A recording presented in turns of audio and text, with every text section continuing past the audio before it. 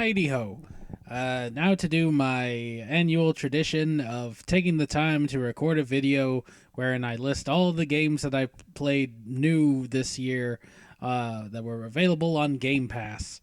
Because it was December of 2020, I decided to bite the bullet and go, sure, let's see what this Game Pass is about. Let's see if it's for me. And I paid $1. There was a promotion, $1 for 3 months of Game Pass, plus whatever Xbox Gold subscription I had was translated over. And since then, so 5 years now, I haven't paid more than that $1, and I'm still able to use Xbox Game Pass Ultimate, thanks to Microsoft Rewards with their daily quests and such, and doing enough Bing searches per day, and then trading in the points for Game Pass. Now, this October, they increased the price of Xbox Ultimate, but I will discuss that later. And because this is the review of 2025, I decided to drink Orange Crush Zero, which, to my understanding, became available in Canada in 2025. There we go. Maybe I should get two going. Yeah, so these are the games that I started playing this year that became available on Game Pass. The first of which was Mafia Definitive Edition.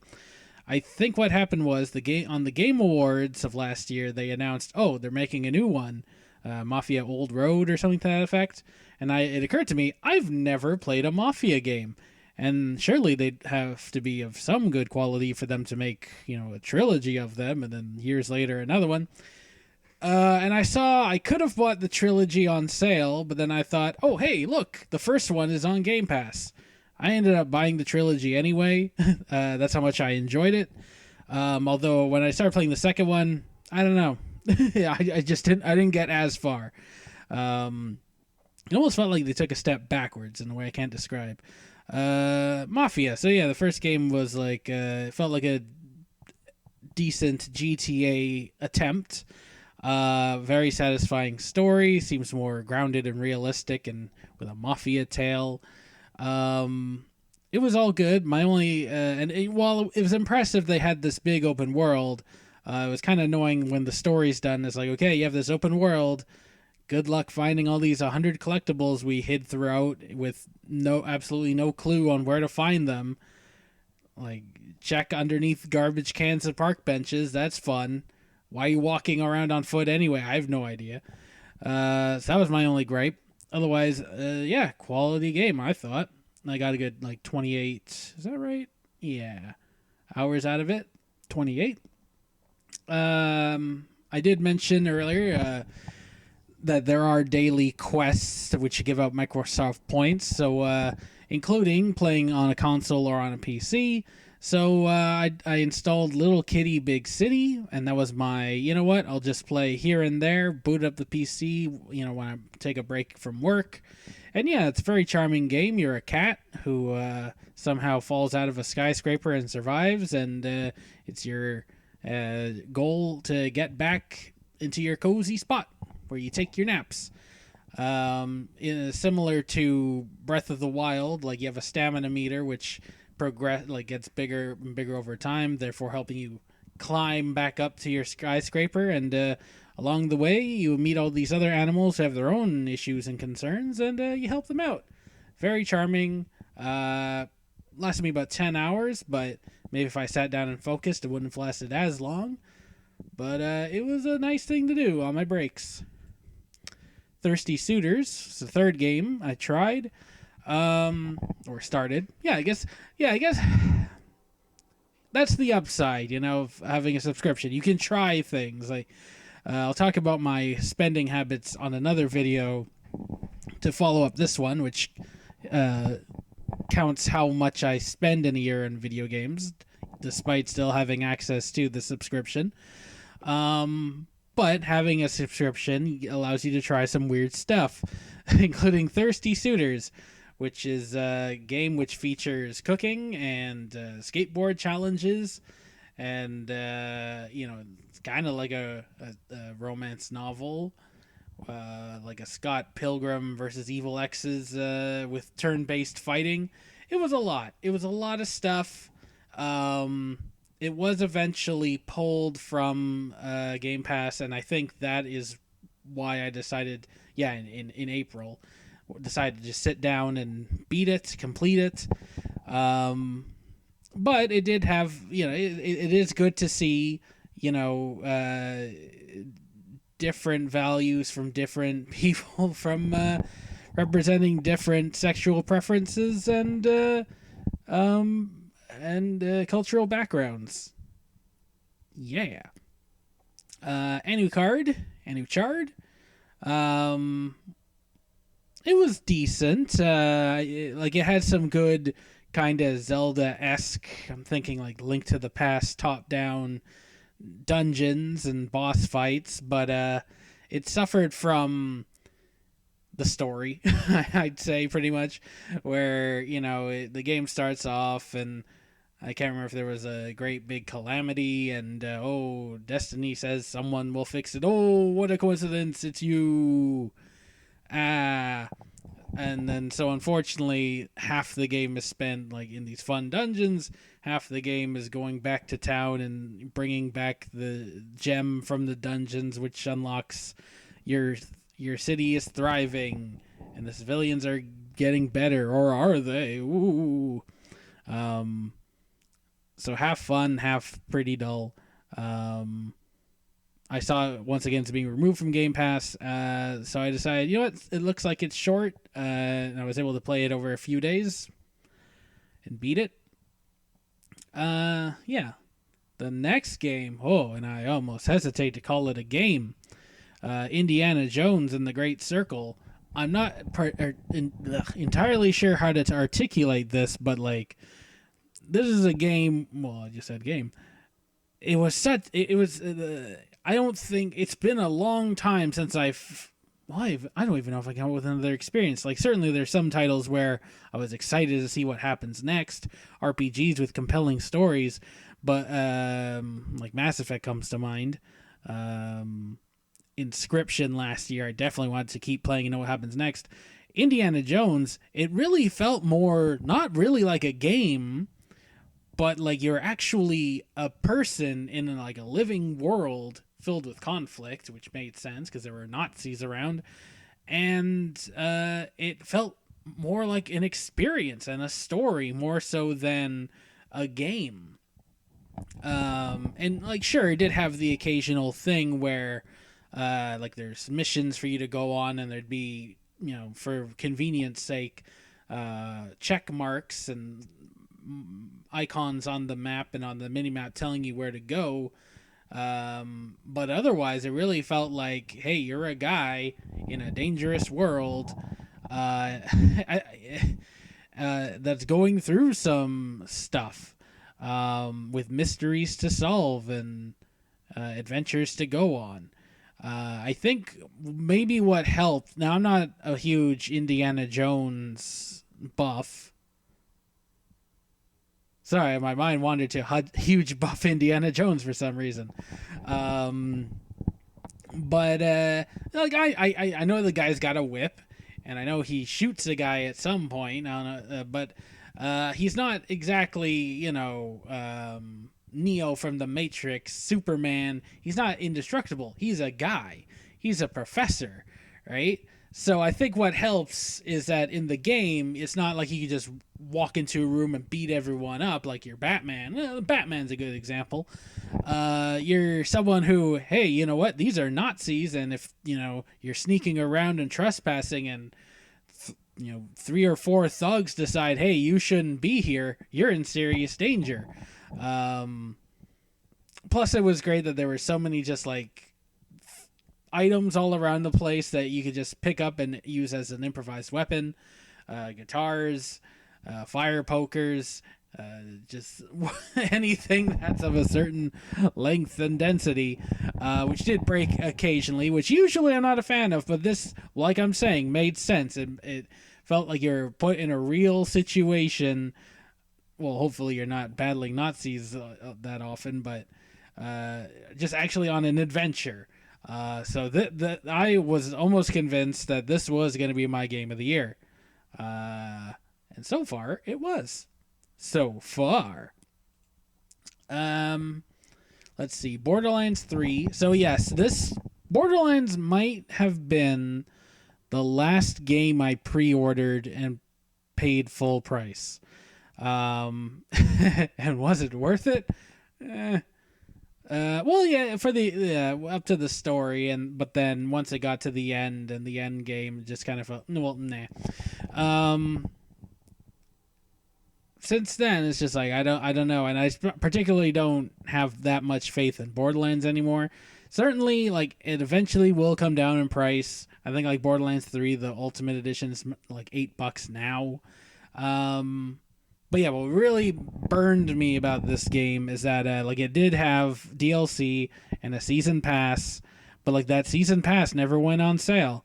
Like sometimes what they do is they'd have the version with the game plus season pass, and that would come down in price dramatically, but it still costs more than the season pass. Meaning anyone who bought the game at day one, they weren't getting the benefit of a sale ever.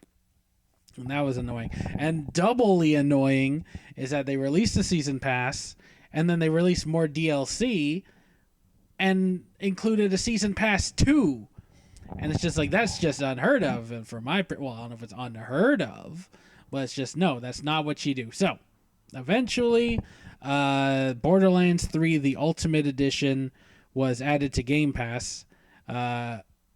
Because Borderlands 4 was coming, and I'll give props to Gearbox and is it Take Two? They're pretty good, at least for Borderlands, when it comes to marketing. Between constantly giving out codes, therefore giving people incentive to boot up their game to redeem keys, and so other players are like, "Wow, this person's constantly playing Borderlands." Between giving cosplay designs out so people can cosplay as the characters before the game even comes out, and whether people can decide for themselves whether they like the game or not. Where was I? Oh yeah, so Borderlands came out I think September of this year. Sorry, Borderlands 4. So the Borderlands 3 Ultimate was added to Game Pass April 3rd. They removed August 31st, and this allowed me to get in there and play the content which I refused to pay for. Which, yeah, it was overpriced. But I got 5 to 7 hours out of the DLC of just like, which included some missions from one of the new characters who was very annoying, like one of the NPCs who's very whiny, and she lives, so beloved characters can not exist anymore. So frustrating. But they did also include a new like roguelike mode, which I was confused at first.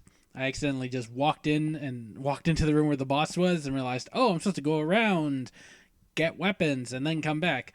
Second run, I did exactly that and won. Third run, there was nothing new, but they kind of expect you to find your own reason to play again and again and again. I don't know. Well, it was something they tried. The mechanics kind of worked, other than having no reason to continue playing. Maybe they touched more on that in the sequel. I can wait to find out. But after that was done, and yeah, I dare say at this point I was wrapping up Indiana. I don't know. I may have finished the story of Indiana Jones, but yeah. So here's Elder Scrolls 4: Oblivion Remastered, which I did play Oblivion a long, long time ago before I played Fallout 3. So geez, that was a long while ago. The remaster, it is gorgeous. Like the environments, the water looks amazing. All the foliage and around it, like. I don't know if it's top of the line, but it certainly is an improvement from long, long ago. But yeah, I think it is interesting. There are some aspects to the game itself, though, which just seem quite. Well, it is nice to go back and see, like, wow, this was how it was. But sometimes it's just like, whoa, this is weird now. And I think on the whole, I think it's better that they kept it so that the way it is, so you can go back and experience it. Um, Although it is wild that they would charge full price for something like this. Where usually I don't care for remakes and remasters, although there is one more on the list, at least. Um, but it is great that they throw them on Game Pass. I think that's works out to be a value for me. And that brings us through April. Oh yeah, no new games in March, just because March I'm busy anyway. Um, but in May, they were. Let's see. Well, the next game was Another Crab's Treasure. Oh, you know what? No. Yeah, they. Oops. Yeah, Another Crab's Treasure. They released a free DLC for free. I think I just said free twice. Which I think I actually just decided, sure, day one, I'll download that. And I managed to beat it within 3 hours. Um, so Year the Crab, Another Crab's Treasure is I like I don't have much experience playing Souls likes. Like I played Dark Souls once and decided, no, I don't think this is for me. I mean, the games have come a long way since then. I imagine they've become harder and harder in ways I can't imagine, but possibly have become more accessible and open to audiences. I keep hearing I should play, if I want to get into it, Elden Ring. But Another Crab's Treasure to me looked like it was Souls likes, but like baby's first Souls like. Although it made me realize there are other games I play which are similar in vein to what Souls like are. They just don't advertise. It's incredible, like the Star Wars Jedi games, which I really enjoyed. And once I played this, I realized, oh, it's kind of the same thing. You know, you progress through a plot, a story for the most part. Oh, there are open worlds, but yeah, I mean they're open. You can explore a little bit. I wouldn't say open world. Um, but generally, as you're going through the story, you could follow just like a dotted line, and these dots are your resting points where you can rest, regain all your health, but all the enemies come back. That's Another Crab's Treasure. That's the Star Wars games. Um, but yeah, it was quite difficult going from uh, not having played Another Crab's Treasure for quite some time to, hey, here's some DLC. I think they added some new bosses and new abilities and possibly a new game plus. For some reason, I was given the incentive to beat the final boss again, which no, I could not redo. I certainly not. I could. Well, it was difficult when I did it. I was satisfied when I did it. That the abilities and skills I had at that time diminished since, and I may have resorted to using the gun. Let's see. So I think May 20. Around this point, I think at this was about the time I was about wrapping up Indiana Jones and the Great Circle, like completing it. And it's like, okay, I'm ready to move on to the next thing, and I'm pretty sure the next thing just happened to be like, it just sounded like a weird thing. People were like, yeah, this is great, you gotta try it. Okay, looks good. Good thing I went in mostly blind.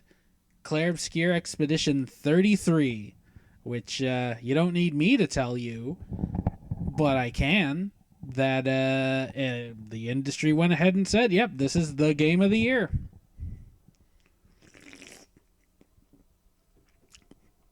Having said that, I haven't played Hollow Knight Silk Song or Donkey Kong Bonanza or any. Did I play any of the? No, I don't know. But yeah, I'm there, and I'm willing and prepared to say that yeah, this is a fantastic, outstanding title.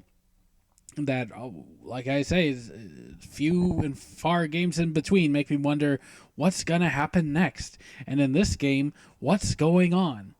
Because and as much as I'd like to say, yeah, well, as much as I usually like to, not raise hype and just say, yeah, it's good, you should try it.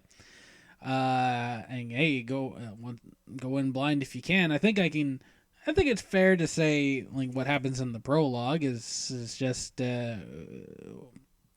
essentially you wake up or you start the game, you meet some of the characters, uh, Gustav and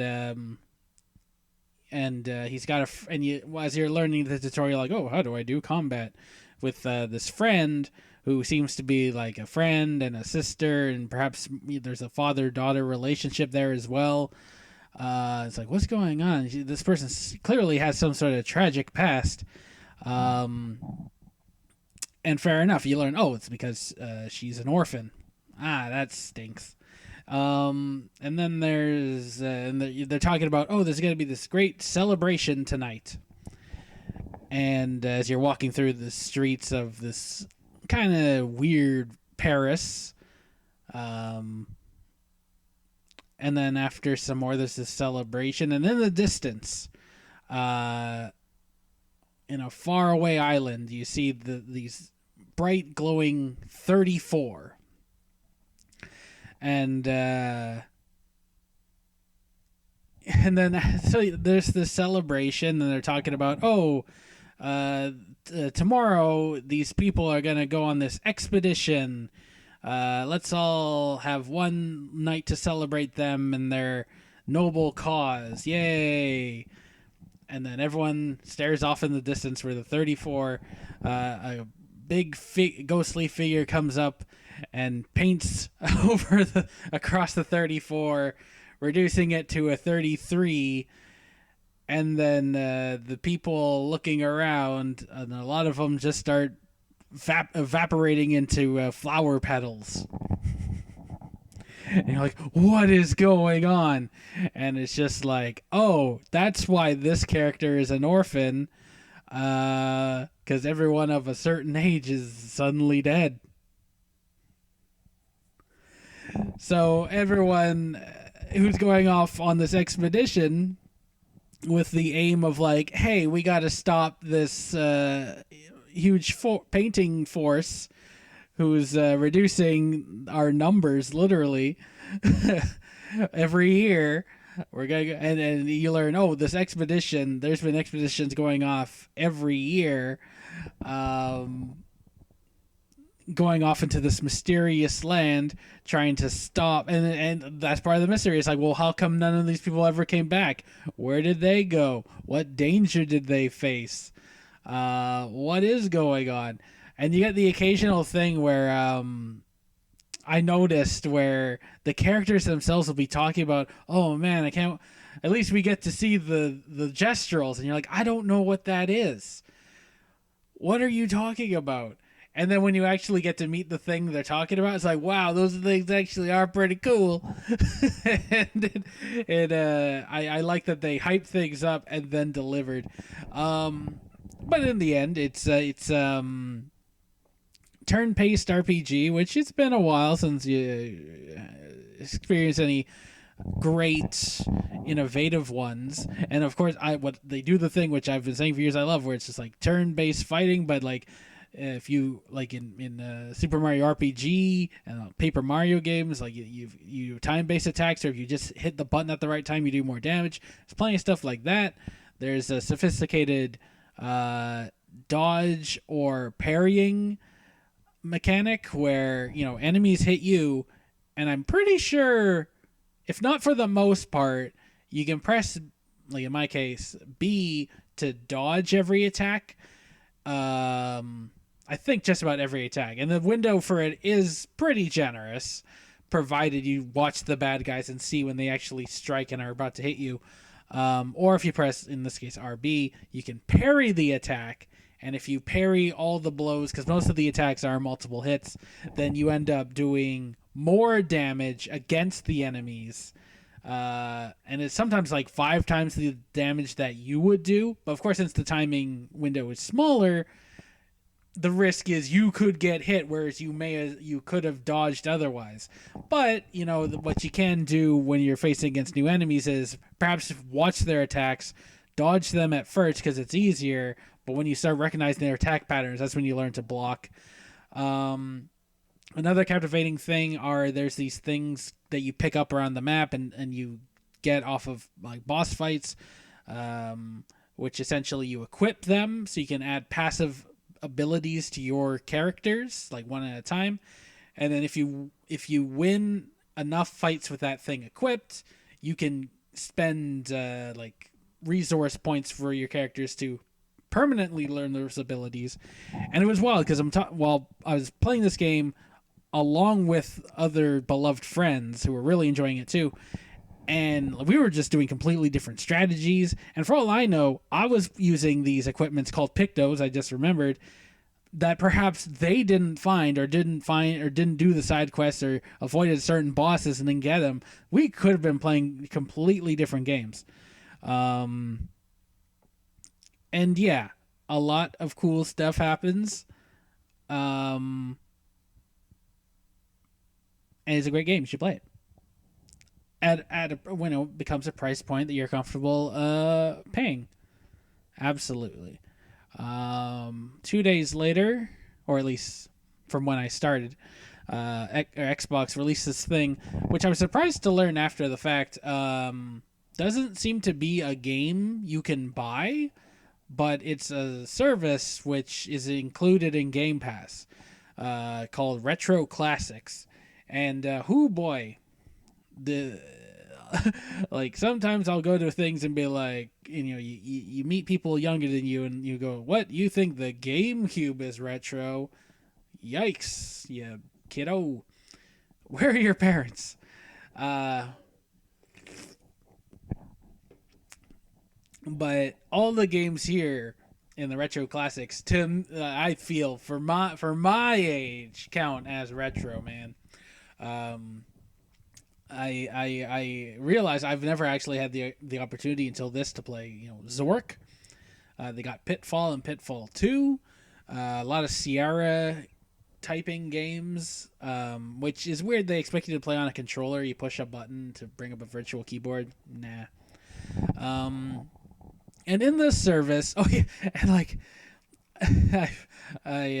one of my favorite games seems to be like a tech demo for Atari. It's called Venetian Blinds, and like all it is you picture like a window, and it's got blinds over it, which lower down one slat at a time, and it'll just be like six, and you gotta kind of visualize, well, how far down is six slats, and they'll be like, and then try to hold that position for so long that 14, how low was that? It's stupid. But I enjoyed myself. I giggled with glee. And they're constantly adding more classics to the bundle. There's really nothing here that I think will convince anyone, oh, you gotta subscribe to get this. Although I was surprised when Ben came over and he's like, what? The Adventures of Willie Beamish? I haven't played that in years. And I'm like, I didn't know that was a thing until I saw it. And he was delighted. Yeah. And oh yeah, there's tons of stuff like they take certain games and they take certain aspects of it and they turn them into challenges. Like they'll be like, oh, Pitfall, see how many screens you can get on one hit, and then that's your score, and you can challenge other players or enter tournaments. And it's pretty cool. It's quite well thought out. I got 22 hours out of it before getting all the achievements, including placing in the top 50 in a tournament, which was very satisfying. Yeah, like throughout the week, like a week-long tournament, throughout the week, it's just like, oh, they keep catching up to me. Why? And having to do better and better, and being like, how did the people in the top 5 get those scores? It's ridiculous. I don't know. Same day though, Monster Train 2 dropped. Oh man, I was so excited to play Monster Train 2. So excited. This was a game where I think my habit of playing games for the achievements, though, kind of ruined it for me, because once I did, I'm like, well, I'm done. But really, I could have kept going much longer. That being said, though, 83 hours I played this game. Oh yeah, Claire Obscure was 87.5. Although I did an Xbox recap, and the game I played the most hasn't come up yet. But the hours I recorded were the same as this game. But we'll get to that. Monster Train 2. I was thinking about this earlier while getting this image, and I think, because yeah, when I joined Game Pass, one of the first games I played, well, I'm going to say that again later, but I think I had an idea of some of the games I wanted to play and not pay for. And then when I got to the time of like, okay, now let's try stuff. That's when it's fair to say one of the first games I played was Slay the Spire. And that's when I fell in love with the idea of roguelikes, particularly deck building roguelikes. And I think Monster Train would have been the second deck building roguelike I played. And following Slay the Spire, right? That's big shoes to fill. But no, I thought it did a swell, very excellent job. So I was stoked that Monster Train 2 was being added as a day one title to Game Pass. And it's a lot of the same gameplay. I don't think they really added anything in terms of like, oh, well, there was a feature that had like specific challenges where you do a run with specific modifiers set. They added a bunch of new classes, or not classes, but like factions that you play as. You start off your run with. And then brought in also some of the older clans from the first game, so it's like double the value. And yeah, I figured I considered I beat the game. Like I played it. There is a story, which I got through, and then there's a Super Ultra Mega Boss, which I beat. I could theoretically take the time to like play through every difficulty with each faction, or at least do that with one faction.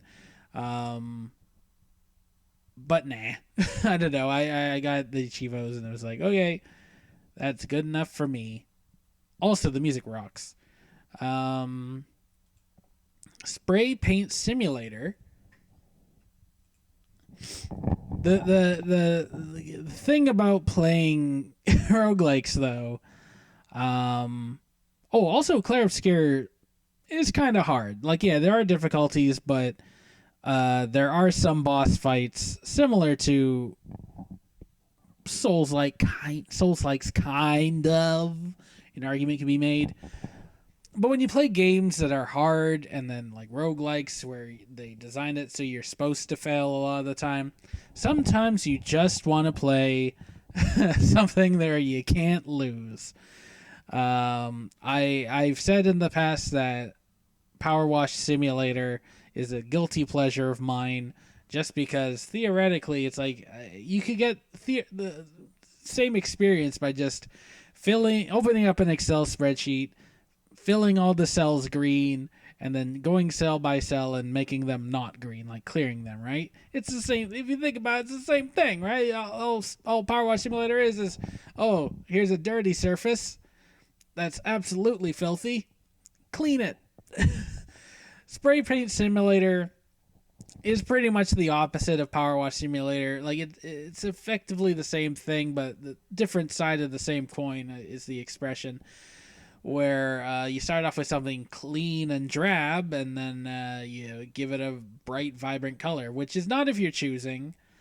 And I feel like in an effort to make it more realistic, which, these simulator games, I imagine to some extent, a lot of the people who play hardcore really value the realism. And I think like maybe that's why there's so many bus driving simulator games.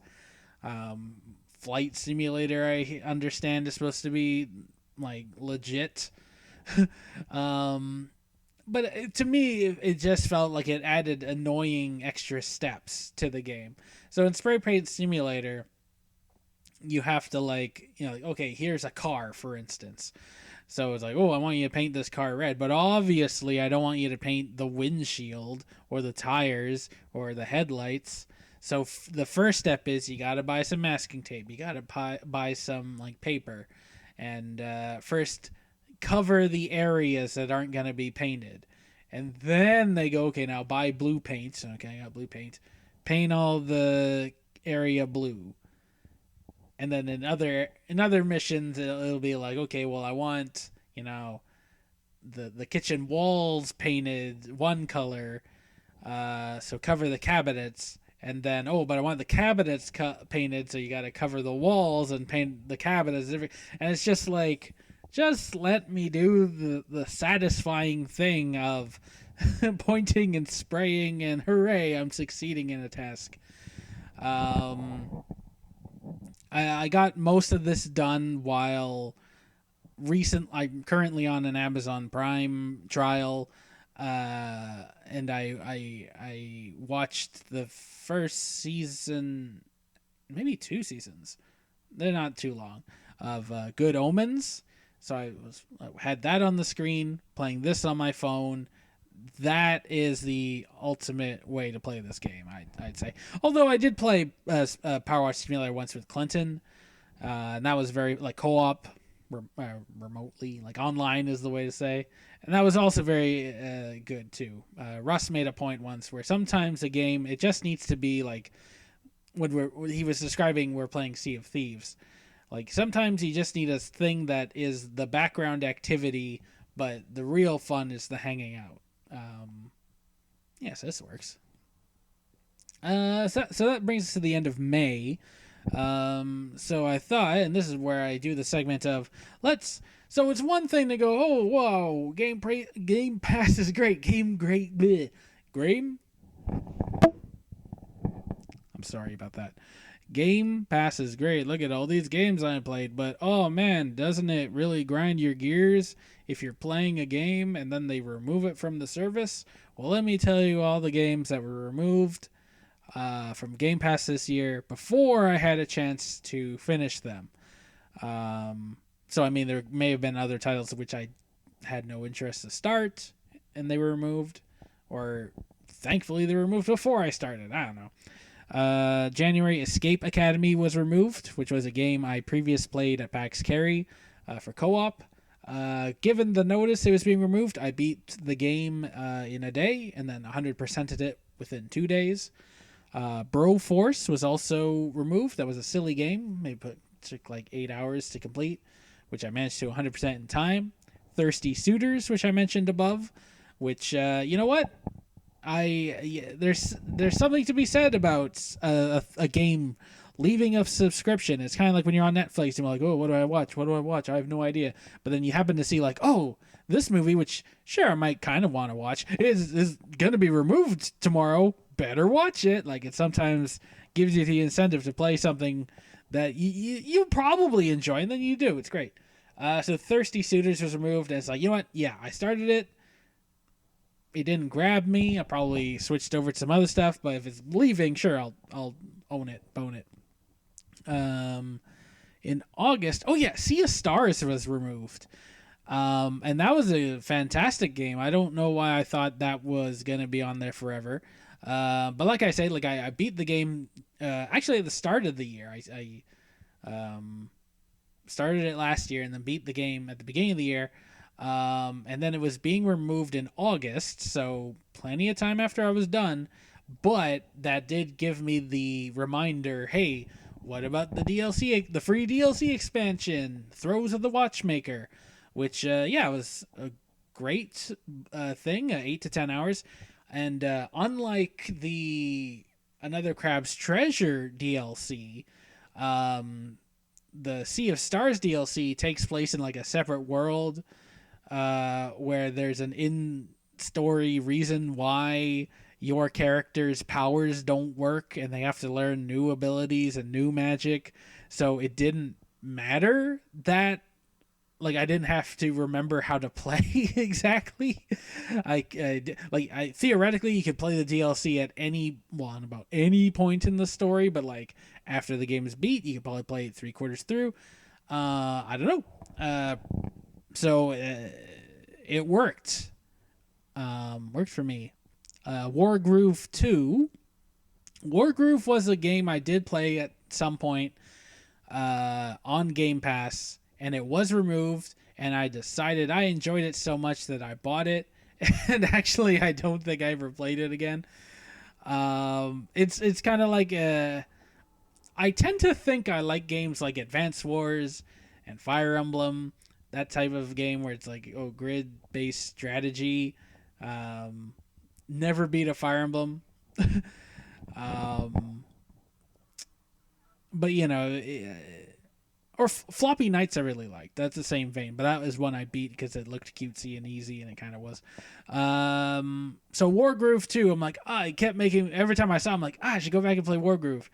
So Wargroove 2 was added in April and removed in September. I didn't start, but now I know it exists. Um, and Cocoon and Donut County, two games I thought were always going to be on the thing for whatever reason. Uh, they were both removed in October, and I beat them. Let's see. And then we get into June. Limbo, which I should check my notes. Because sometimes I'm not certain if a game is a game that's on Game Pass or if it's a game that's was a Games with Gold.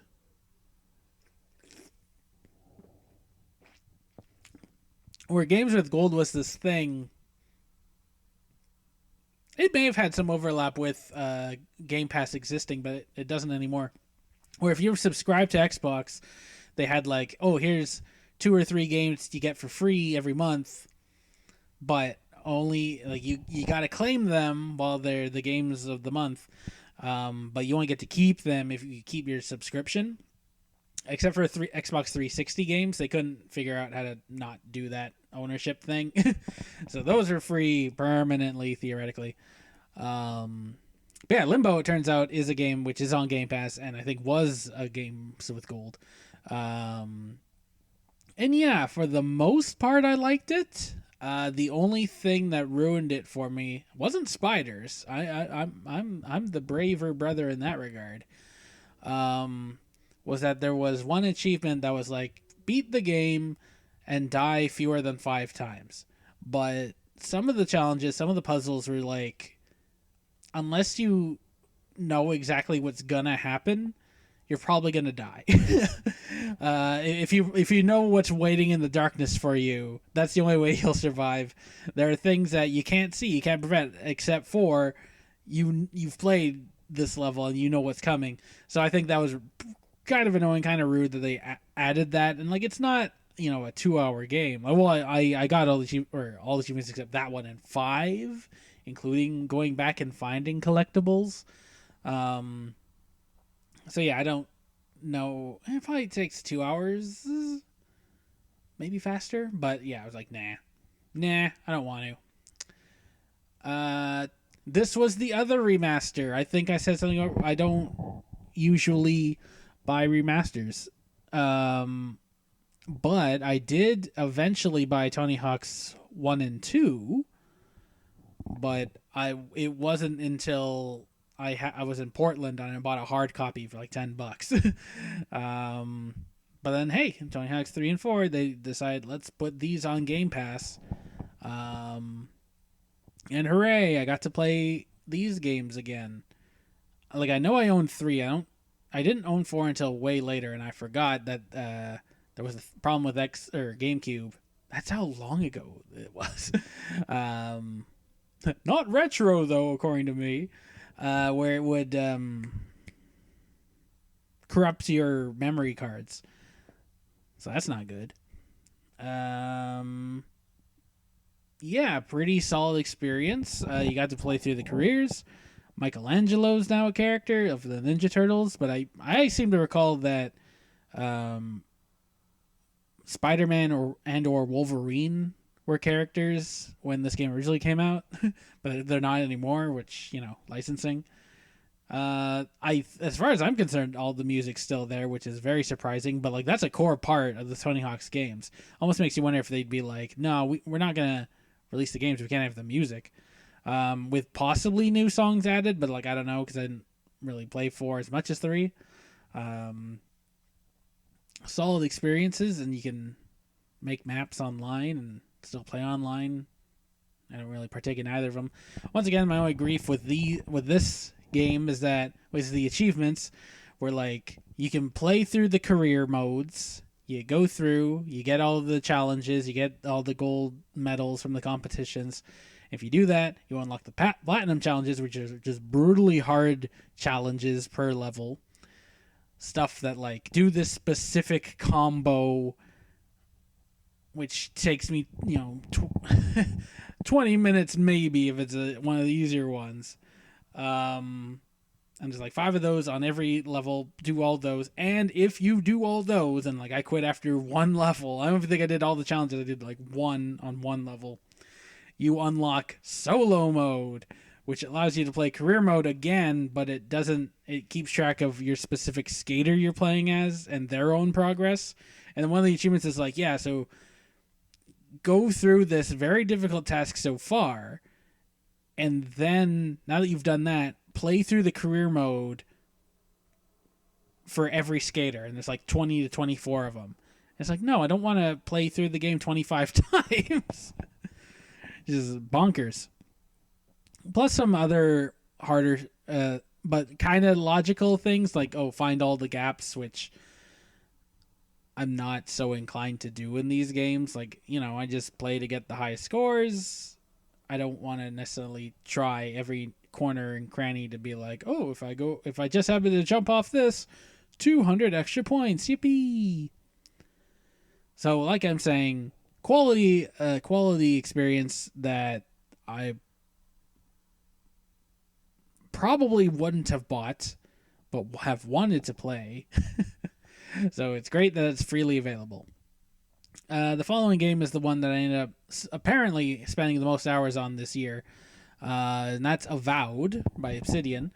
And yeah, I think I went into it going like, I don't know if people like this game. And I think it may have had a rocky launch, but I really liked it. And I think if someone had just told me from the get-go, and this is what I'm telling you now, is, I would have absolutely... here's a bit of information that everyone should know about this game. And you'll want to play it. You start up the game, you do the character design creation, you do Tutorial Island, and then once you're on, like, okay, here's the mainland, here's where the game takes place. So you get there by boat, you arrive on the docks, and there's 2 people waiting for you on the docks. A local militia person and a mercenary who looks like a fish person, and he's all blue. And when you start talking to these people, one of the people, and so this character's name is Kai. It's the same voice actor as Garrus Vakarian from Mass Effect. And yeah, you talk to this guy for like 2 minutes, and then he joins you. He joins your party for the rest of the game, I guess. I think you can piss them off if you want to. Why would you? You're wrong. You're wrong if that's what you decide to do. But Garrus is in this game. Like, why didn't anyone say that? Ridiculous. So yeah, apparently I wrote down I put 83 hours into this game. But that is because I as far as achievements went in, I saw there were a lot of missables, but I said, let's just play the game legit. So I did 1 run through, which I think was most of the quests. I don't recall if it was every possible quest, but like a lot of them, and like going through and getting collectibles. And as far as morality choices goes, it was my genuine choices. And then I decided, yeah, you know what, I can do that. I'll play through again on hard, and I'll go for the evil everyone's mad at me ending. And along the way, then look at the missable achievements, where it's like, if I had done this quest and got this piece of equipment and worn it with this piece of equipment, there's a random achievement. One of the achievements, unfortunately, is bugged and still hasn't been fixed, where if you parry 20 times, you're supposed to unlock an achievement, but the achievement tracker doesn't keep track of that. Otherwise, yeah, I thought it was a great game. Although it's funny, it's very like, it's swords and sorcery, but very early on, I picked up like a rifle. I'm like, oh, cool, I get to have a gun. And for some reason, I'm like, you know what? Yeah, I don't think swords will be practical. I am just going to hold on to this gun. And well, I had a gun, and then if anyone got close, I could switch to a like a large axe. Um, and then yeah, when it came time to like, oh, I'm gonna play this again on hard. Um, is there a strategy I should know about to make this not so brutal?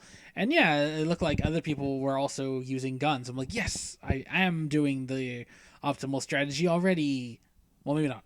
Didn't necessarily optimize my gear with perfect knowledge, but yeah, guns. Um, Also, it occurred to me that like not until I started playing that. Oh yeah, Obsidian. They made Outer Worlds, which I really enjoyed. Like that was the game where I'm like, when I was ready to get into Game Pass, I was like, that's the first game I want to I want to get and not pay full price for. That was a fairly new. I think it was fairly new at that point. Um, yeah, so they just said, yeah, it's Outer Worlds, but like swords and sorcery, and there is, this. It is part of a series that I'm not too familiar with. Path to Exiles. It's in the same world as something like that.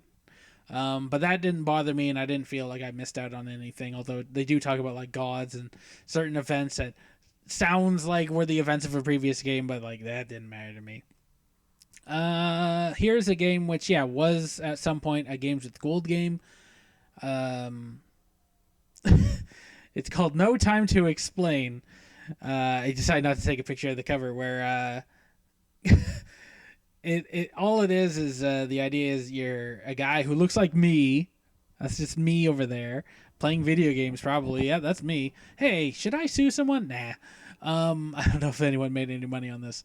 And then the wall breaks, and the guy who looks like me from the future says, "I am you from the future. There's no time to explain." And the giant crab grabs him, and, and he just yells, "Ah!"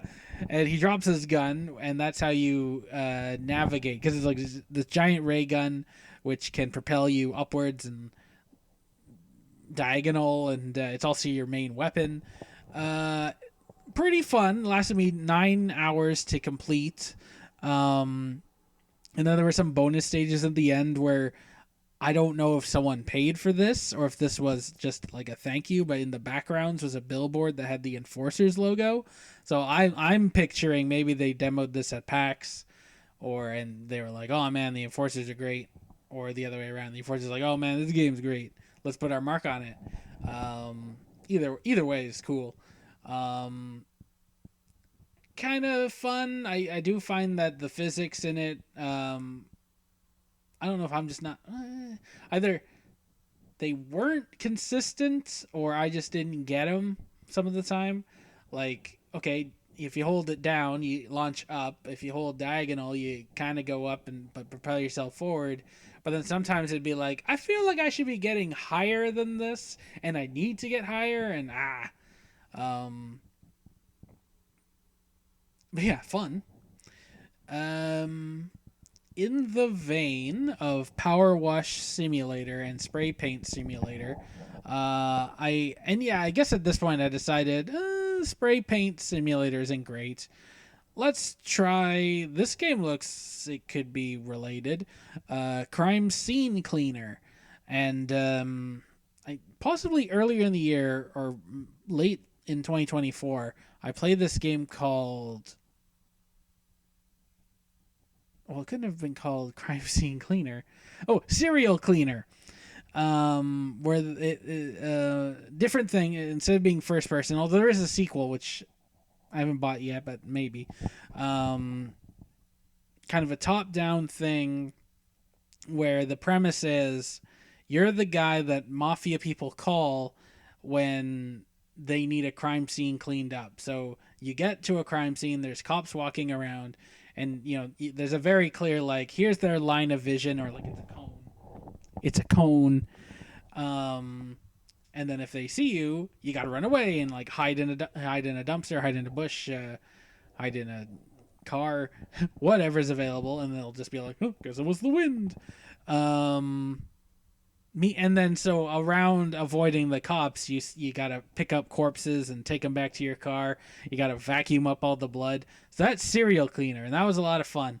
Crime scene cleaner, I thought, like, I watched the trailer and I kind of figured half the game was gonna be like Power Wash Simulator, like clean up a crime scene, and then I kind of got the impression that eventually the cops would arrive and you gotta like sneakily get out of there. um I'm surprised to see I only played this game for 2.5 hours because I kind of enjoyed it. I thought more so than I enjoyed it more so than Spray Paint Simulator.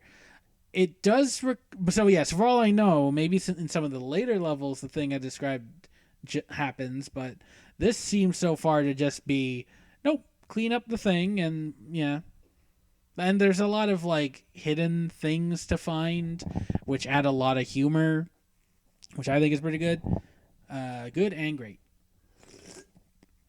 That being said, this game does require a lot more focus and precision. That sounds right.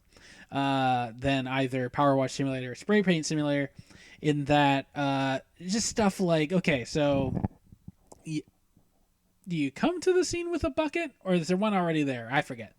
But like, let's say you got a like a mop and a mop bucket, but you gotta fill the bucket with water, get your mop wet, mop up some blood. Eventually, your mop gets too bloody, so you gotta dip it back in the bucket, which makes the water more bloody and gets your mop more watery, so you can clean up more blood. So that's like one more thing to be careful of. Don't knock that bucket over, especially if it's got bloody water in it. Don't step over where there's blood, because you'll get bloody shoe prints on the clean if the next part of the floor is clean. If let's say there was a murder next to a table, and so the stuff on the table has blood splatters on it, don't just use a mop, because you'll knock everything off the table. Like, make sure use a hand towel and a sponge and clean around things. Because if you knock glasses over, then it's just like, well, now you got to pick up that glass and put it in a trash bin. So yeah, although if you just are a little careful, and then if you're not careful, there's a little bit of a consequence, and it's kind of funny, but it's not quite the same completely zen experience of Power Wash, where you're just like, here's a wall, it's dirty. Oh, did I miss a bit? That's okay. It doesn't matter if I don't go from top to bottom, man. It's a little more involved. So yeah, it's different experiences, and I applaud them, and I really think I should play more of this game. But then, so I started that in August 15, and that's the part in time where I start thinking about like, oh, I should get games. Hopefully some wacky experiences, hopefully some multiplayer experiences ready for PAX Kerry. And I nailed it with Ultimate Chicken Horse, which recently had a sequel come out, which is available on Game Pass, something raccoon. And yeah, the point of this game, and it didn't hurt that I had some friends at PAX Kerry, attendees if you will, who had already played and knew the score. Essentially, you start the level in like multiplayer, and here's where the characters spawn, and here's like the flag at the end of the level.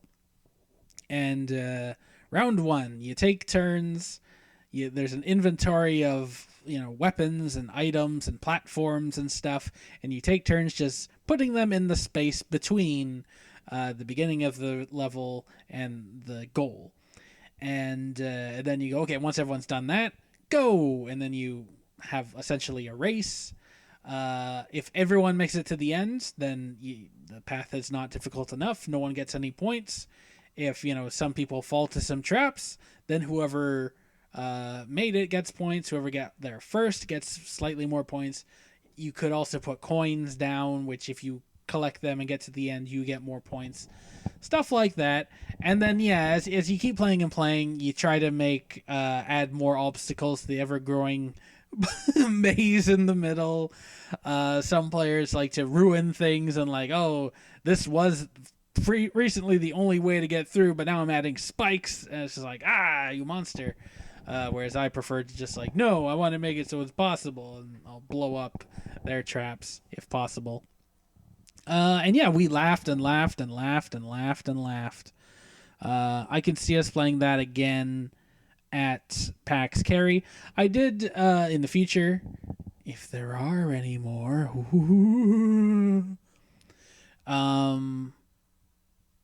Although I did also see I could play online, but I did, and it was for a little bit, and it was functional.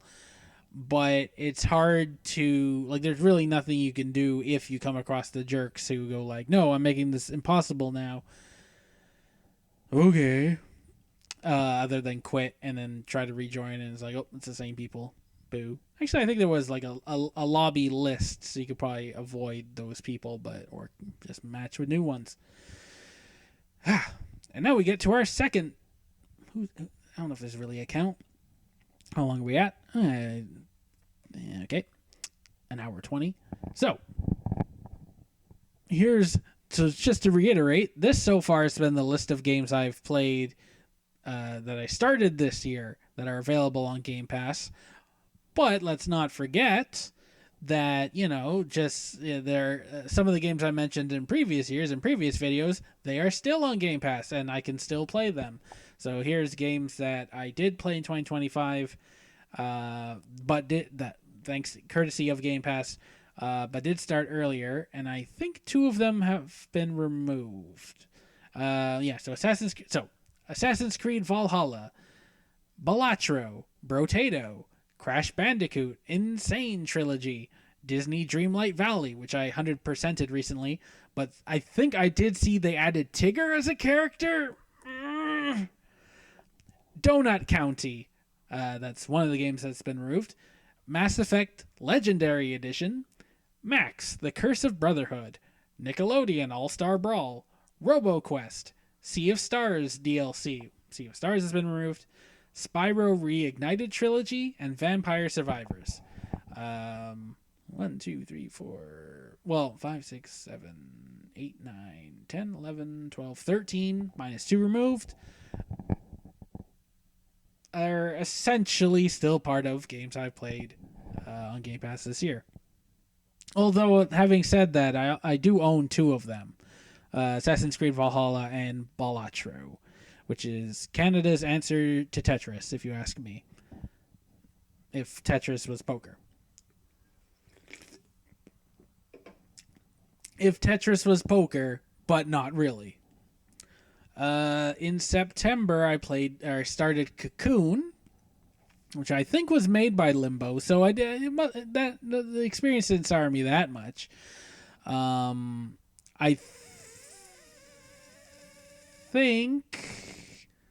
No, I shouldn't say why I started playing.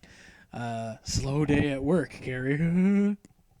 But I saw this time and time again. Just the occasional like, oh man, this is a really good game. Like just people saying it's a really good game, and highly reviewed. And I seem to have completed it in 6 hours, so all the more reason to be like, why not? And yeah, some of the puzzles in this game really took some thinking, and the kind where it's just like, well, there's no way this should work. Yeah, that's what you got to do. Where I don't think I could tell you what's going on. Like you're some sort of bug. And I there's no talking, so the narrative I came up with was, he's looking for his mom. Although maybe that was God. I don't know. And you're going around, and it's very linear, which isn't necessarily a bad thing, like especially for a puzzle game. And there's the occasional boss fight, which were satisfying but not incredibly demanding. satisfying. They were satisfying. Leave it at that. But eventually you do like you go through these mazes, and eventually you find these orbs where if you put them into sockets, they do different things. Like, oh, now there's a bridge here, but you have to move the orb over here if you want a bridge here. But now the bridge isn't there. Or if you put this green orb, it makes like if you stand here and then the green orb activates, suddenly there's a pillar, so now you're higher than you were before. Stuff like that. I can't remember what other colors did, but the thing is, as in order to progress, sometimes you need to go inside the orbs, and there was a very like, oh, now you're in the orange world, where there's a bunch of puzzles here, and just that's where you get the next orb. And a lot of the puzzles toward the end were like, okay, now that you're in this orb, the orange one with the green one, you need to go inside the purple one and then come out of the purple one and grab the green one so that you can go into the orange orb. Like, I'm obviously saying that wrong, but sometimes it was just like, what is happening? And it felt great. Aside from some where it was just like, okay, there's a pattern I'm not seeing here. Like, it's very clear like I have to push these buttons in an order, and I have no idea. Like, I can see the fourth one is Y, but what are 1, 2, 3, and 5? I have no idea. Aside from that, I may have looked up some answers, but other times I was just like, no, I'm gonna think and be amazed at how did I come up with that. Pretty satisfying experience is what I'm saying.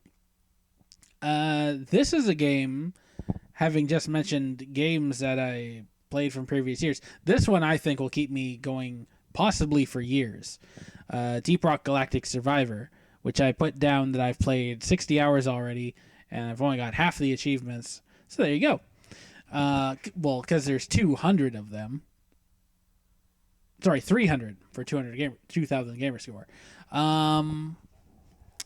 So I think last year I decided, 2024 I should say, that if it wasn't Balatro, I think my game of the year was this game called Brotato, which played quite a bit like Vampire Survivors, but I think was, even though it looks simpler, like a lot of 2D sprites. Well, I mean, Vampire Survivor isn't known for its, amazing high-tech characters. It was a rich experience. And so, and then since then, I've played another Survivor game called Army of Ruin, which kept me going. And I try not to think about, in the end, are these games not just math? Which I like math, don't get me wrong.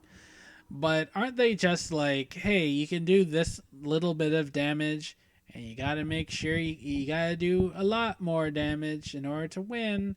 And the only reason you can't do the end game content now is the amount of numbers we give you aren't big enough yet. But if you keep spending in-game currency, 1 becomes 1.25, becomes 1.3, becomes 1.8, becomes until eventually, aha, you made it to 40. Right? I don't know who I'm entertaining right now with that observation. Anyway, Survivor, but no, I don't like to think about that. Survivor games are great. Yeah, so Deep Rock Galactic was a game which was highly recommended to me. I tried it, wasn't my cup of tea. I think it would have worked better if I played more co-op. Going back to what Russ said, like, it's more of an activity you do with friends, and that's where the real fun is. But I didn't get much out of it. In fact, I almost regret starting it because I only got 15 gamer score out of 1,000 maybe. Not a good percentage for my numbers. But nonetheless, I was convinced that Deep Rock Galactic, or the makers of it, which I don't know off the top of my head, does make a high quality project, and their community is amongst the best of game communities. They're very supportive. They take the time to always say "rock and stone" at the end of a mission, like the equivalent of good game. And they help people out, and they even they put out DLC like skins if you want to support them, but no pressure, and people do buy them. Otherwise, it's a low cost game that they keep working on. So I was convinced, high quality makers. I like Survivor. Let's do it. And yes, the quality is there. And it is Survivor, and the twist that they have, if you can call it a twist, is, or their mechanic is, you guys are miners, so a lot of the levels you're walking in are covered in like stone, and with the occasional vein of goodness, which if you mine, you get more, in-game currency to spend during the run. And there's submissions where like collect this specific resource a bunch, and you get a sudden burst of gold and experience. And there's the occasional like a timeline which shows, oh, there's a drop ship which will drop supplies, but if you clear the area first so it can land. There's different classes to play as. You start as the scout, and you unlock others: the engineer, the gunner, and the digger. And they each have 3 subclasses you unlock. So there's a lot of variety to it, and they all have their own different weapons, and you occasionally unlock gear, which you can equip to all the classes or individually, but I just go, this gear's the best, I'm giving it to everyone.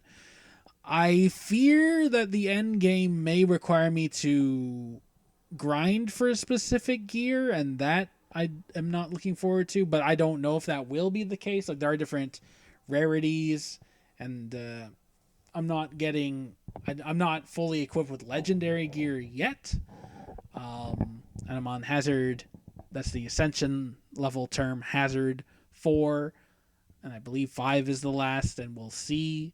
But yeah, I think this game, because of all the things that are in all the variety, and there's 2 main mission types and like different challenges you can do to level up specific things, I'm convinced this game may very well last me through 2026, if not 2027. And I bought a treadmill this year, and this was game number 1 of games that I can play adequately well on a treadmill, because I realized, oh, it's just joystick and the occasional press A whenever you level up to pick an upgrade. I haven't been ranking these, but am I tempted to say it's 3rd so far? Maybe. Assassin's Creed Mirage. Let's see. When was this? September 23. Okay, so it was before a thing, which I'm going to say next.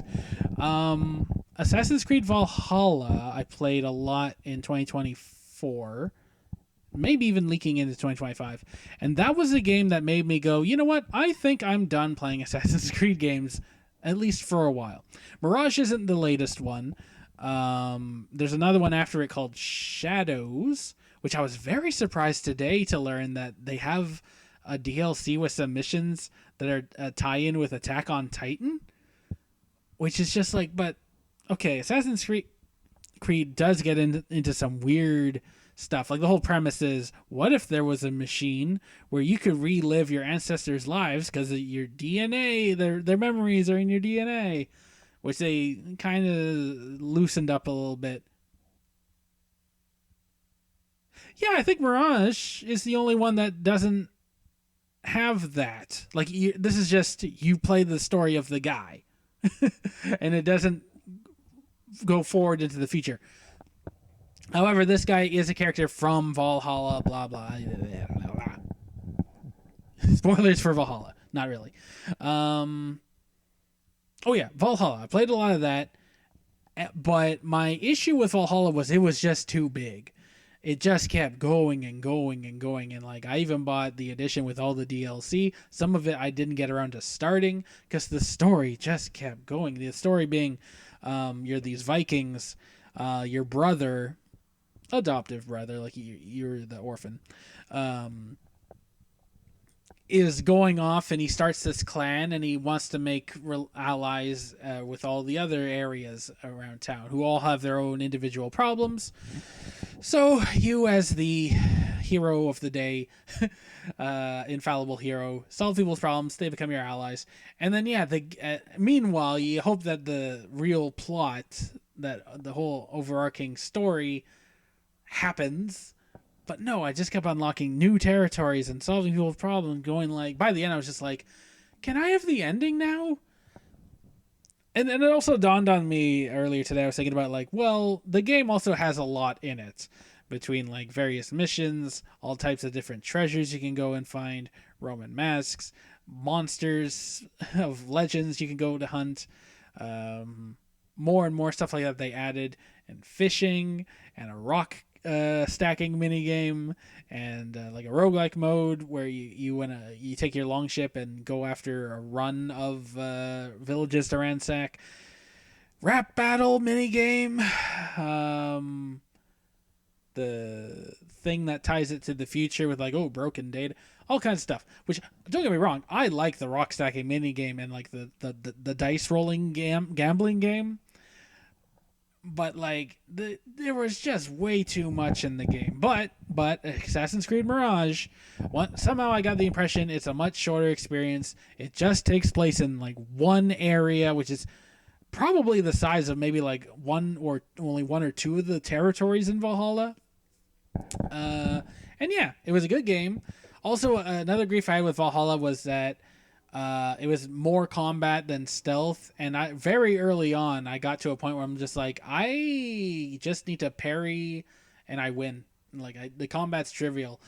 I even turned up the difficulty in that regard. But in Mirage, just like, no, you're a guy. You're similar to Indiana Jones, where like, you know what? If you're a guy, you're not a fighter though. If you get caught, like fighting's difficult. So and although after the fact, this image is for Assassin's Creed Mirage Valley of Memory DLC, which after I completed the game, they released this free DLC, so I got back into it in September. Nope, that's when I started the game. Oh yeah, I'll get into the actually. So I got back. So I beat the game and I got back into it in November, but I will get to that. It did add this weird mode or a reason to replay old missions to do them better, which is something they had in previous games, which I didn't care for because it should just be like, you know what, the challenge should just be to beat the missions.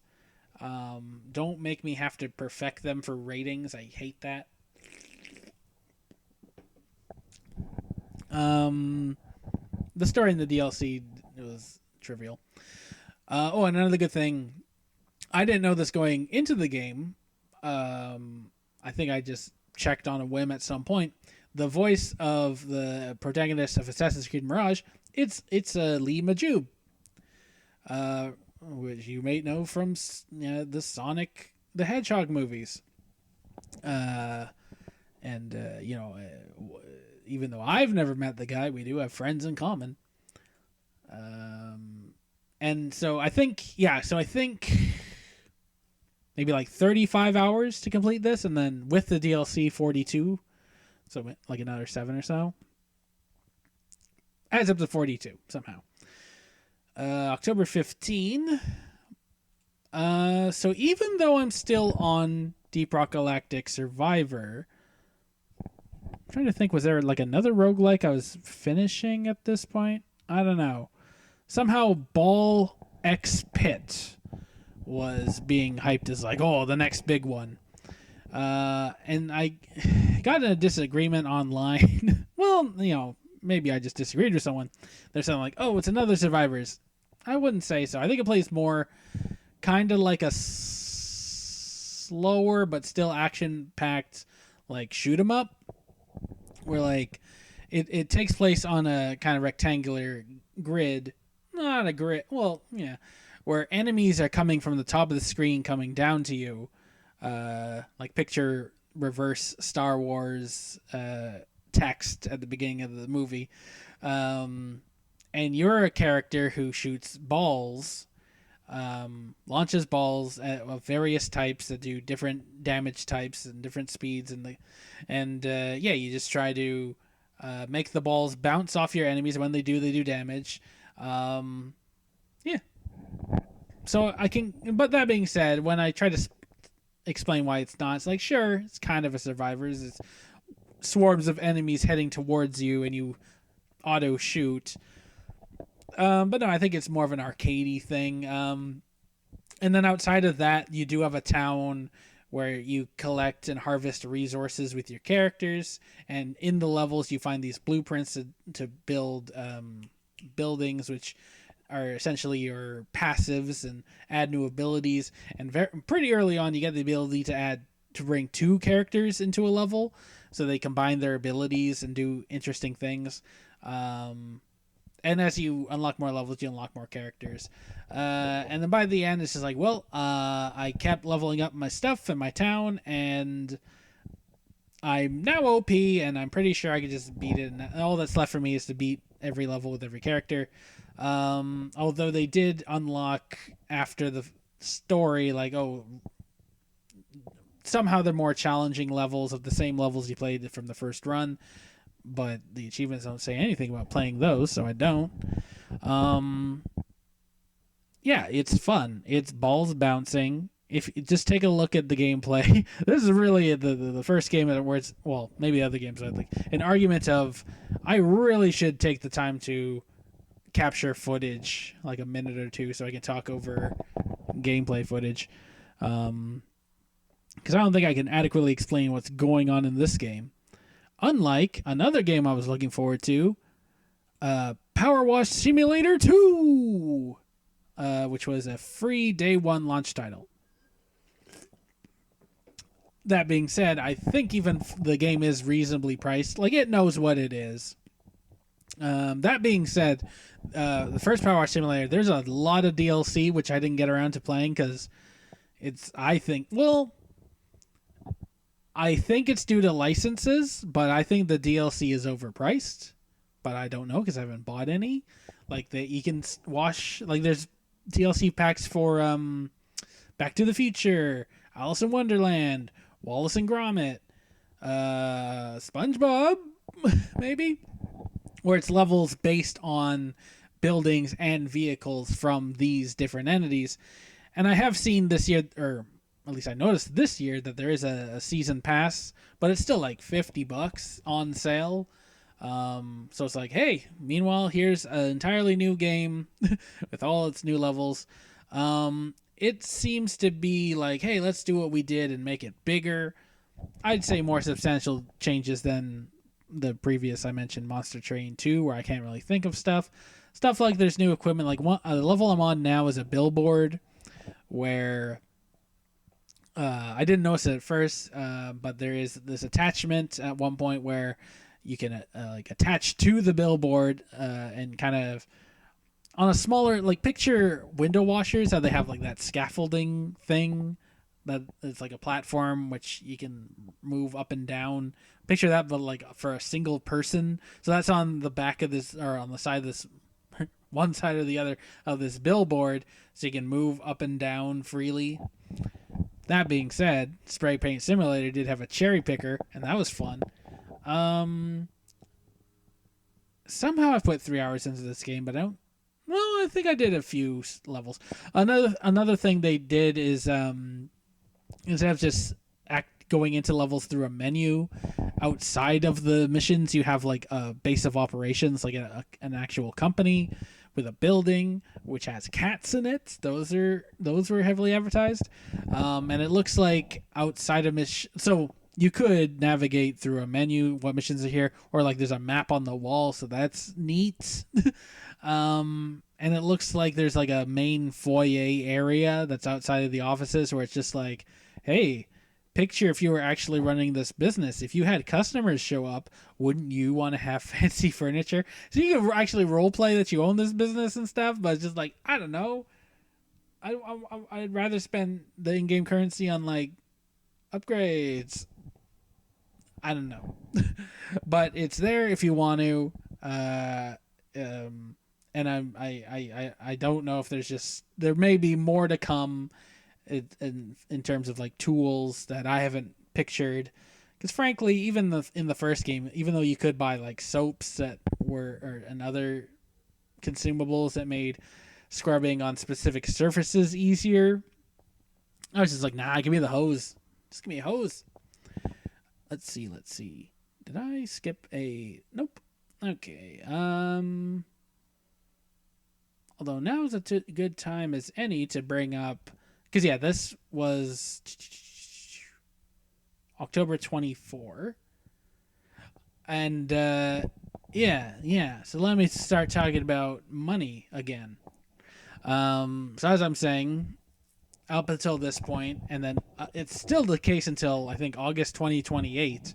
That's when my Game Pass subscription expires, having only spent $1 plus my time, which is also money, one would argue. But it's not something I can put in the bank now, can I? One thing that was a little myth, perhaps a miscommunication, is that on this website I go to all the time, True Achievements, that's how I keep track of all the achievements and how to unlock more. They said, if you spend your Microsoft Rewards points on your Game Pass subscription, you might want to hold on in September, like they put out this new article, because in October there's going to be a big sale.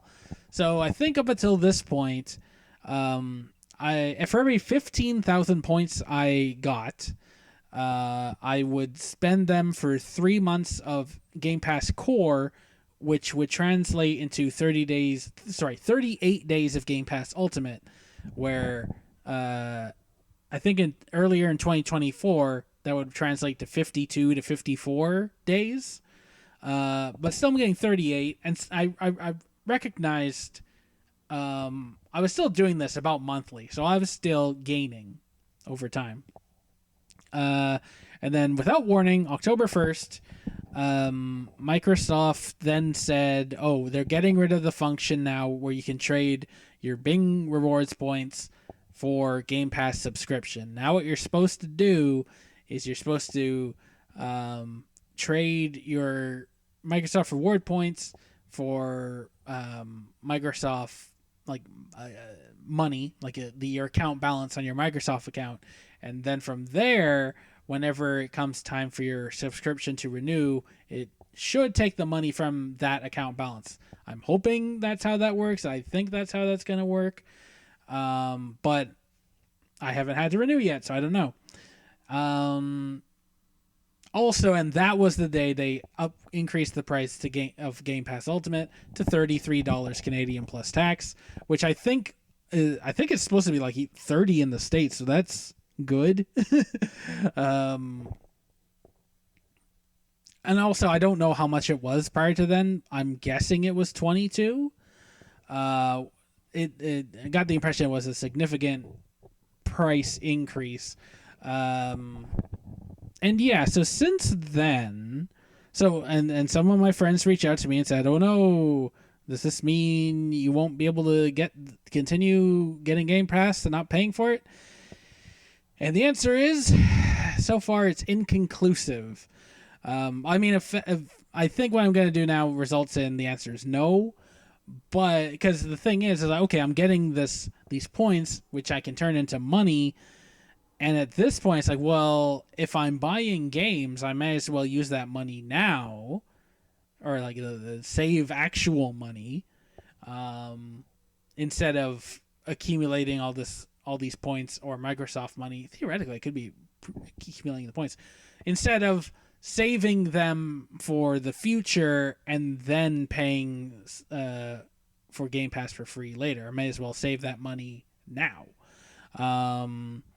So unfortunately, I can't tell you like, okay, as of this day, I had 0 points but it looks. I was looking at how much money I put towards purchases already, and since October, I've saved. I think I have enough points now for another $10, and I've saved like $70.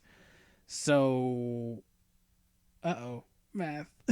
Let's say if I think it's possible I could be getting $20 a month, which of course doesn't cover 33 plus tax. So yeah, I always figured at some point it would get to the point where like, the points aren't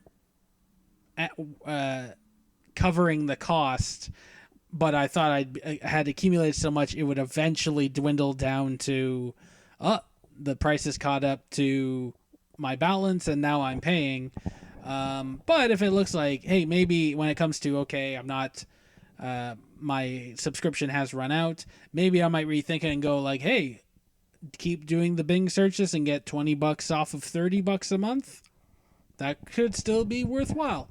Or I could downgrade to a lower tier if I decide, you know what, I don't need to play all new games day one, because I think the premise is they've said like, oh, all games that are added to Ultimate will be added to their next tier premium within a year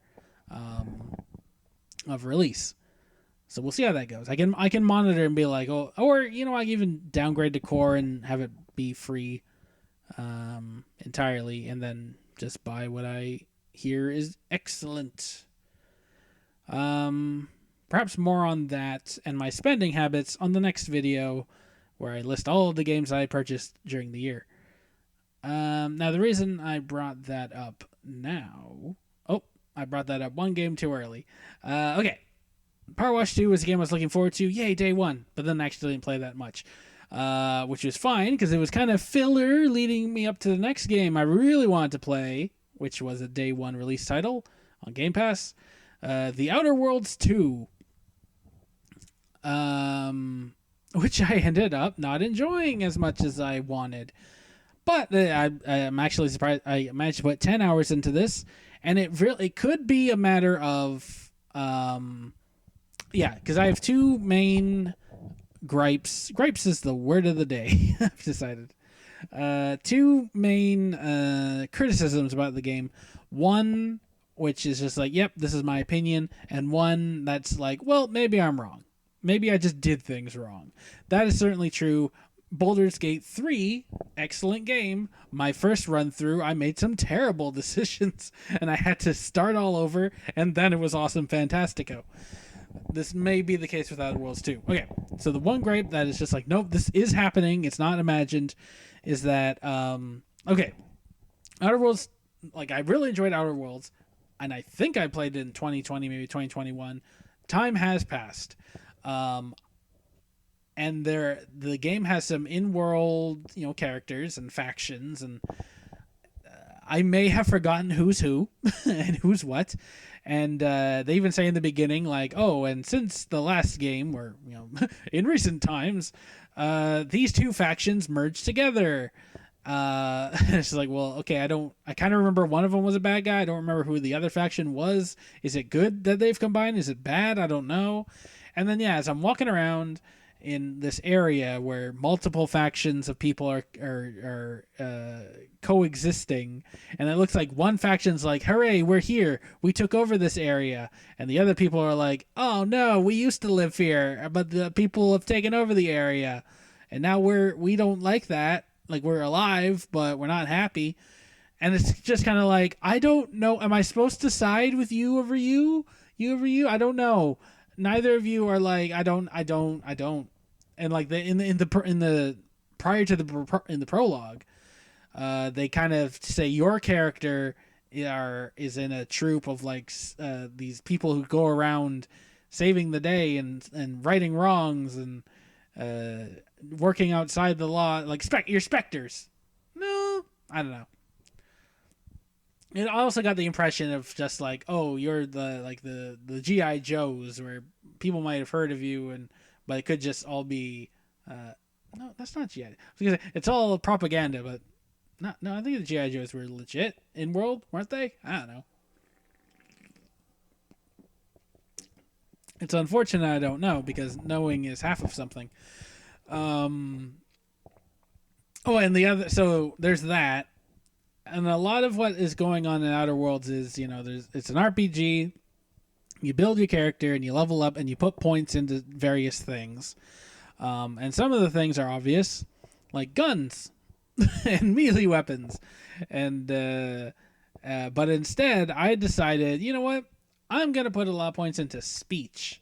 But there's a lot of other soft skills like that, where it's just like speech and leadership and science and computers and medicine. Maybe science wasn't one, but maybe medicine and computers. Hacking and lockpicking are two different things.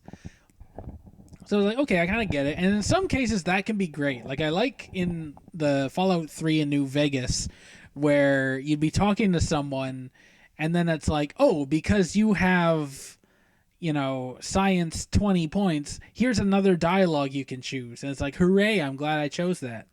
But in Outer Worlds 2, and I don't know if it's just like the beginning of the game or if it gets better over time, and you get when you have more points and can spread out your points.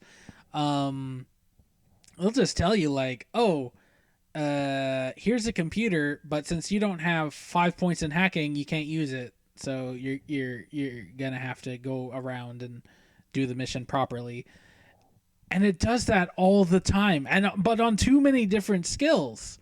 So it's just like, oh dang. Like I did get this one perk where like gun damage I was doing was increased per leadership and speech level for some reason. So I felt like, oh, it's a good thing I did choose these and I am getting some additional benefit out of it. But it's just like, dang, why didn't I put points in hacking instead of computer or vice versa? It's just like, maybe I gotta restart.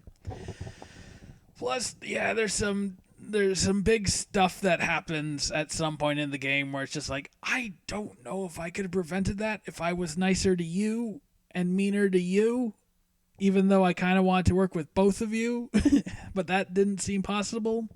Which is great, though, when there's stuff like that, because it's like, oh, if I replay this game, maybe choose the other one next time, or if I'm talking to you and you're playing this game, maybe we have completely different experiences.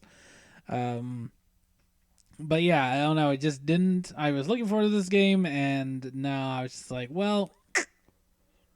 Oh yeah, I did mention another when in Game Pass land, when they increased the price October 1st, they're like, oh, but there's more stuff coming to the Xbox. Don't worry. Like, oh, here's more Fortnite perks. Yay! Oh, and Ubisoft's gonna be. Look, they've just added on so much stuff. It was really hard to tell though, because like a lot of that stuff was already on Game Pass. Like I'm 2 or 3 Far Cry games behind, which I would, strangely enough, would have bought by now, because they've gone down in price ridiculously, including their season passes. Hello, but I just haven't downloaded them on Game Pass. I don't know why. So that being said, I saw that. Dang it, I'm still ahead of myself. No, okay, the point of that story was Wheel of Fortune. I started playing. He goes, hey, it was free. And it's something I've been tempted to buy from time to time, but like $13. Why? It's just Wheel of Fortune. And sure enough, yeah, if it's free, I think I got 5 hours out of it and completed it. Almost 7, quarter to 7 hours. Yeah. So it's a neat thing they threw at us. They're like, oh, price increase, but more Ubisoft. But I really couldn't tell what exactly was new, except for like Wheel of Fortune. Yay. Sorry. So the more logical thing that would have made more sense was, so I stopped playing Outer Worlds 2 and instead played the game which I saw had been recently added like maybe a month prior, but I'm like, not right now. Dragon Age: The Veilguard. Yay, BioWare. I don't know why otherwise I didn't play this game. I enjoyed, Dragon Age, I remember Origins, I played and then struggled with, and then like 10 years later I'm like, no, turn down the difficulty and replay and start over. And then I did. Then it was really good. Dragon Age 2 is my favorite so far. Despite not being really open world, I kind of like that it took place in like one main area, like one place that like the ramifications of what you were doing affected everyone, because it was like, oh, it's just here, right? Dragon Age Inquisition, I seem to recall, was like too MMO-y feeling, where like you'd open up an area. And I remember one person I knew who loved BioWare was just like, I gotta make sure I collect all the flowers. I want to do all the missions in this area before I move on, even though it's just like, no, you're supposed to go away and come back, and like there's too much for you to do without leaving. Um, and yeah, so Veilguard is the sequel to Inquisition. Um, like I think the big bad in this game is, if not a companion in Inquisition, like someone you encounter quite a bit. Um, but I'm kind of, when I'm playing, I'm like, I kind of remember who you were, and I think I liked you. And that's what this is what at least Dragon Age does well, is the companions are great, and in this game I'm finding myself being like, oh man, okay, we're going on a mission, but I can only take two of you. Oh, I can only take two of you, but I like you. I like you. I like you. Well, who has healing abilities? Okay, you're coming with me. That's how I decide. And Varric's in it, but he's not as a companion. But oh man, he's great. I'm glad that they're just like, oh man, everyone loves this character. Let's keep him in the franchise instead of just like, nah, he was only in that one game. Problem is, and like I don't know if this, I can't imagine this is related to Game Pass, but like I don't know what the heck's going on here. The game crashes so much, and like it's been out for I think a long time. No, maybe only like a year, two tops. But yeah, I don't know. Like if I play, and like I'm someone who doesn't experience this crash. Like people always give Bethesda a hard time. They'll be like, "Oh, so many glitches and game-ruining experiences," but like somehow I just don't experience them. It's weird. But this is the first time where it's just like, no, if I try to play for like an hour, the game will have crashed 3 times while I'm playing, and I have no idea what's causing it.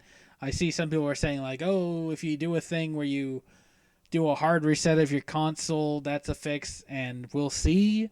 But so it is unfortunate. I stopped playing Outer Worlds 2 to start playing this, and I was enjoying it, but it is crashing, and that sucks. Even though so far, like when I rejoin in, I haven't lost that much progress, but still, arg. So I started playing this after not playing Outer Worlds, and then shortly after I started playing this, they're like, "Oh, Assassin's Creed Mirage has a free DLC," so I got back into that. Um, yeah, 3 big impressive games, and I'm swapping in between. Didn't have to pay for, and then that's when I get into December, where a lot of my focus is on the 12 days, True Achievements, 12 Days of Christmas achievement challenge, where you need to unlock specific, like every day of the first 12 days are specific challenges. Get an achievement that does this, get 2 achievements that have this in common, get 3 achievements that have this in common. So it's a lot less like, oh, what am I playing, and a lot more just like, yeah, what achievements do I have that fit these categories? And if anything, well, I should stop playing what I'm playing because I don't want to accidentally get an easy achievement, which could count towards one of the challenges, coming up.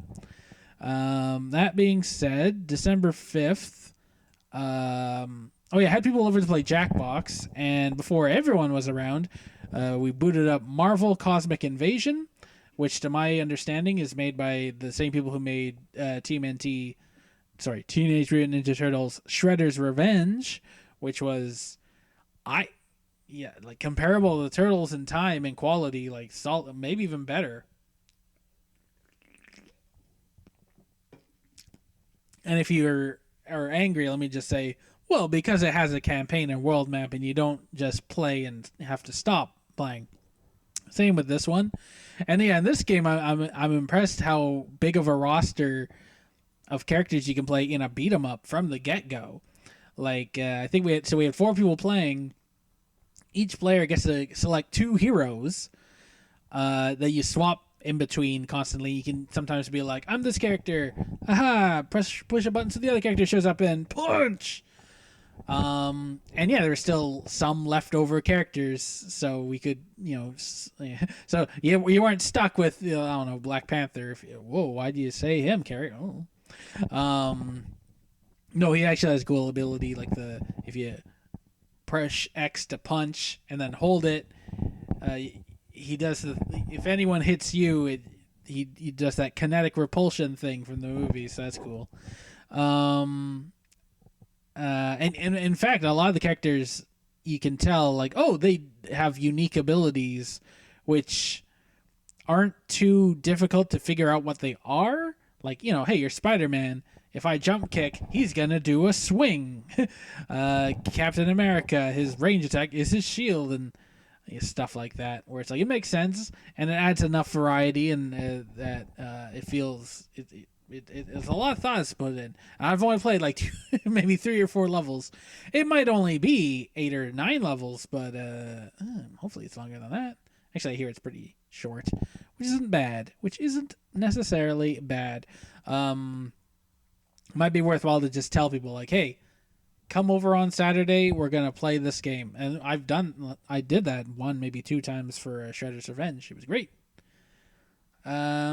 This game has been sitting on my Games with Gold for a while, and it's not a Game Pass game. It's called Adios.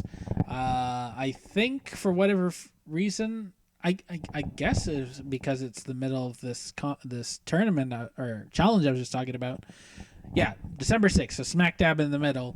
It's like, okay, I don't want to play anything I'm playing for the reasons. I want to play something, though. Here's something that I've been dodging for a while. Adios. All I knew about it was it said, you are a pig farmer. Got it. And something, the mafia. Oh, okay. So the actual, now that I've played, I can tell you, the premise of it is like, yeah, you're this guy, you own a pig farm, and one day you've decided, oh yeah, so you're a pig farmer who provides, this very useful service to the mafia. You can guess. It doesn't tell you, but you can guess. And one day you've decided you've had enough, and so the whole game is just like this conversation, like over you walk around the farm. It's not just you sitting at a table, but this day-long conversation you have with this very charming guy from the mafia who's trying to talk you out of quitting, because that's not really a decision you get to make. You don't decide when you're done with the mafia. The mafia decides when they're done with you. So it's a lot of talking about life and your past and the regrets you may have, and some of it's kind of like, hey, and if I'm not around for a while, Mr. Mafia guy, here's some cool stuff I have around, which, yeah, help yourself to it if you want. It's just like, geez. Like, hey, I'm working on this car, but, do you like old cars? Yikes. But yeah, I've gotten 3/4 of the achievements in 1.5 hours. It's a game that's good to have if I need to quickly unlock achievements sometimes. I'll get into my game purchasing habits in the next video, but another game I was looking forward to buying for a while is Mortal Kombat 1. And yeah, sometimes with games it's like, oh, okay, it comes out, $80 maybe more, and then they release DLC, and it's just like, well, I don't want to pay full price plus that. So you have to wait even longer for the game to become a reasonable price. And yeah, one day it suddenly popped up in my sales, and this was a sales for you, specifically Kerry. It said the edition with all the DLC, $22. And I would have absolutely been like, sold. However, like a month earlier, there was this article or a headline on True Achievements, this website, that was just like, here's a thing people noticed. There was an advertisement recently that it was an advertisement for Game Pass Ultimate, and it's just like 100+ titles on Game Pass, and there was in the background this collage of like a bunch of games which are on Game Pass or coming to Game Pass, like day one titles that haven't been released yet, and it didn't take too keen of an eye to notice, Mortal Kombat 1's cover art is in this collage, but it's not on Game Pass. And as far as we know, it's not coming to game. Like, they haven't said it's coming to Game Pass, because usually, that's the thing. You can go into the Game Pass app, and you see, like, here's games, new games have been added, games that are leaving, and games that are coming. And nowhere have they ever said, Mortal Kombat 1's coming to Game Pass. So even though it was very reasonably priced, I just thought, I don't know. Maybe there's a reason why it's heavily discounted. And then sure enough, I decided before a week passed, before the sale even ended, it was like, yep, this game is coming to Game Pass. Yay!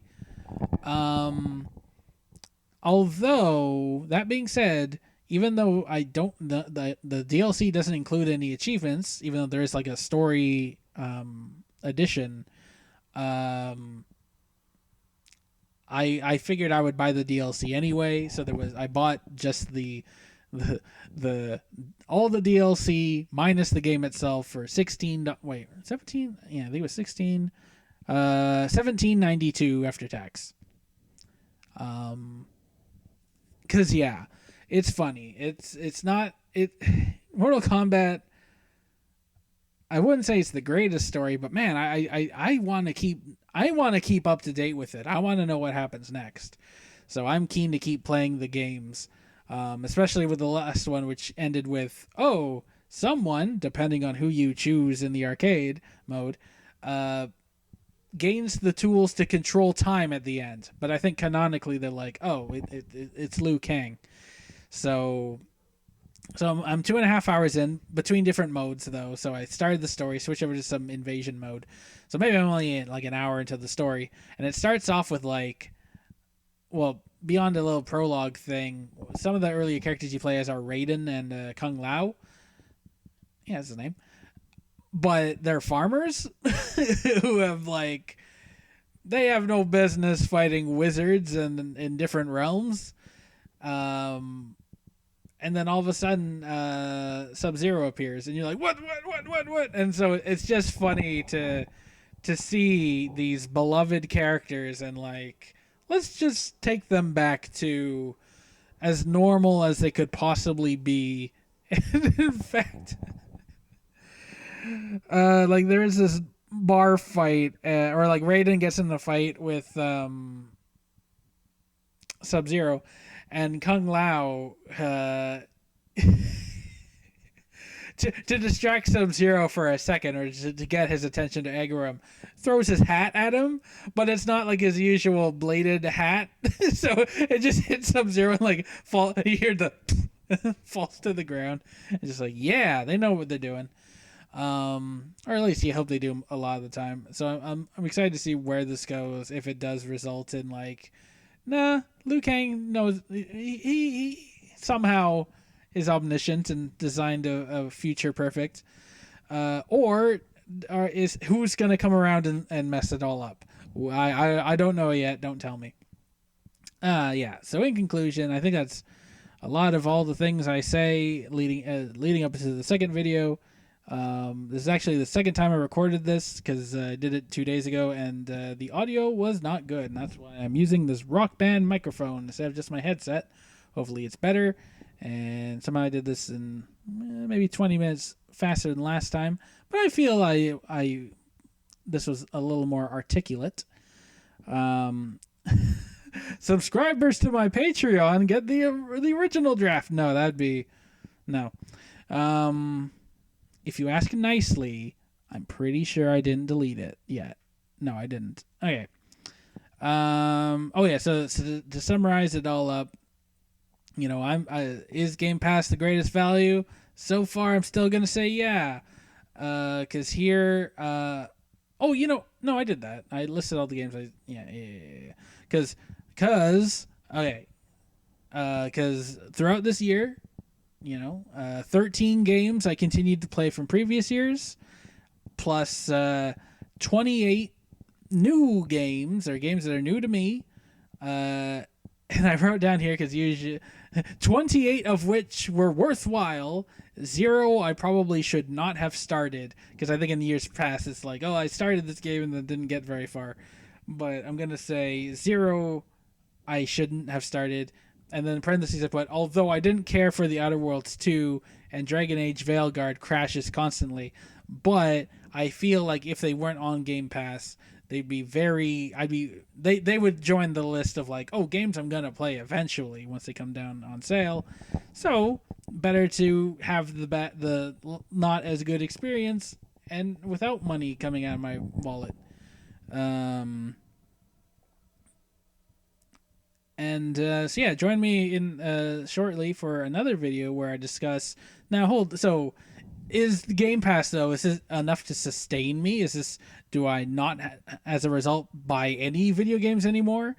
And just a quick, I'm not without saying any numbers. The amount of games I still buy is comparable, but the amount I pay continues to be surprisingly surprising. It's low. It's pretty darn low. Yeah. So thank you for listening. Hopefully you find this entertaining or serviceable to listen to in the background, or you do care because maybe you're a Jason or a Ben, a Curtis, or someone who likes me as much as them. Uh, have fun.